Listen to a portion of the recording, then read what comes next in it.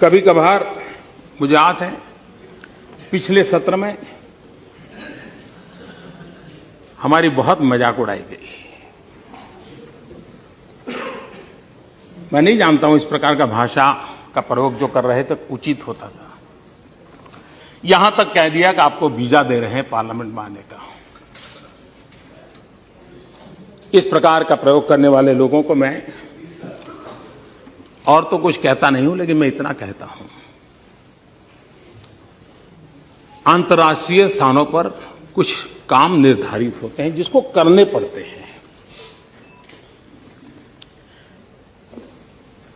उन मीटिंगों में पहले के प्रधानमंत्रियों को भी जाना पड़ता था, इस प्रधानमंत्री को जाना पड़ता है और भविष्य में जो आएगा उसको भी जाना पड़ेगा। लेकिन वही एक मजाक का विषय बन जाए कि हमारी राजनीति इतनी नीचे आ गई है कि हम कोई ऐसी बातों की चर्चा कर रहे हैं कि आपके पास मेरी आलोचना करने के लिए और कोई मुद्दे नहीं बचे। लेकिन मैं कहना चाहता हूं, अगर आपको देश की इतनी चिंता थी तो आप इस देश का प्रधानमंत्री विदेश गया तो कितना समय कहां बिताया, कभी उसकी भी तो जांच कर लेते, कभी उसकी भी तो इंक्वायरी कर लेते।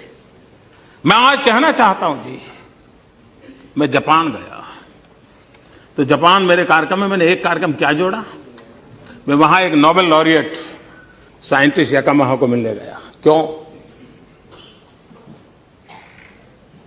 फोटो निकलवाने के लिए। मैं इसलिए किया गया कि उन्होंने स्टेम सेल के अंदर जो रिसर्च की है, मैंने जितना पढ़ा था तो मेरे मन में आया था शायद इनकी एक खोज हमारे काम आ सकती है क्या। क्योंकि मैं जानता हूं मेरे देश के आदिवासी, उन आदिवासियों को परंपरागत रूप से सिकल सेल की भयंकर बीमारी से जूझना पड़ रहा है, और सिकल सेल की बीमारी कैंसर से भी भयंकर होती है। जिन्होंने सिकल सेल की बीमारी वालों के विषय में पूछा है तो पता चलेगा ये कितनी पीड़ादायक होती है और पीढ़ी दर पीढ़ी चलती है। अभी तक उसकी कोई दवाई नहीं मिली है। एक आशा लगी है कि स्टेम सेल के द्वारा सिकल सेल की बीमारी से मुक्ति हो जाए। हम गए तो वहां गए, उनसे चर्चा की, और बेंगलोर के हमारे साइंस इंस्टीट्यूट के साथ आज उस दिशा में हमारा काम हो रहा है कि स्टेम सेल्स के द्वारा हमारे युवा साइंटिस्ट कुछ खोज करें। मेरे आदिवासी भाइयों को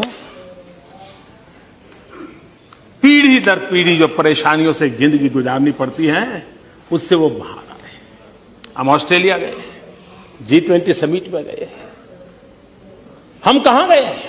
मैं उस किसानों के साइंटिस्ट, एग्रीकल्चर साइंटिस्टों को मिलने गया, उनके लैब में गया जिन्होंने प्रति हेक्टर ज्यादा चना उगाने का और सबसे खराब धरती पर चना उगाने का सफल प्रयोग किया था, रिसर्च किया था। कहीं पढ़ा था मैंने, मेरे मन में पढ़ा था, मैं उनके पास गया।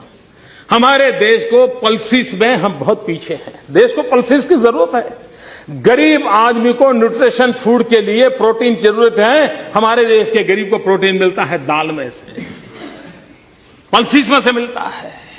अगर हम हमारा किसान अच्छी मात्रा में पल्सिस पैदा कर सकता है, अगर प्रति हेक्टर ज्यादा पल्सिस पैदा कर सकता है तो उसको भी अच्छी आय मिलेगी और हमारे गरीब का भी भला होगा।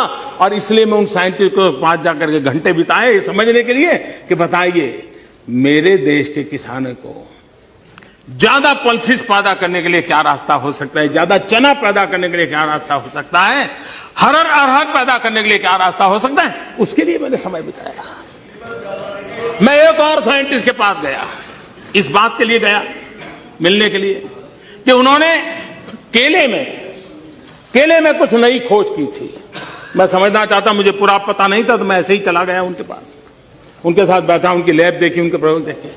उन्होंने केले में न्यूट्रिशन वैल्यू बढ़ाने में बहुत सफलता पाई है, अधिक विटामिन को पाने की सफलता पाई है।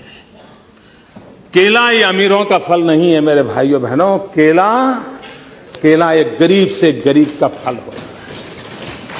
अगर केला उसमें न्यूट्रिशन वैल्यू बढ़ता है, विटामिन अगर ज्यादा अच्छे मिलते हैं और इस प्रकार की खोज के साथ केला बनता है तो मेरे देश का गरीब से गरीब व्यक्ति केला खाएगा, उसको ज्यादा ताकत मिलेगी। अगर विदेश जाते हैं तो इस काम के लिए जाते हैं। देश का गरीब हमारे दिमाग में होता है। देश का आदिवासी हमारे दिमाग में होता है, देश का किसान हमारे दिमाग में होता है, और दुनिया में जो भी अच्छा है, जो मेरे देश के गरीबों के काम आए, उसको लाने की एक तड़प होती है। उस तड़प के लिए हम कोशिश करते हैं, और इसलिए समय का सदुपयोग करते हुए हम किस प्रकार से हमारे देश को आगे ले जाएं, उसके लिए सोचते हैं, उसी को लिए करते रहते हैं, उसी पर हम करने के लिए कोशिश प्रयास करते हैं।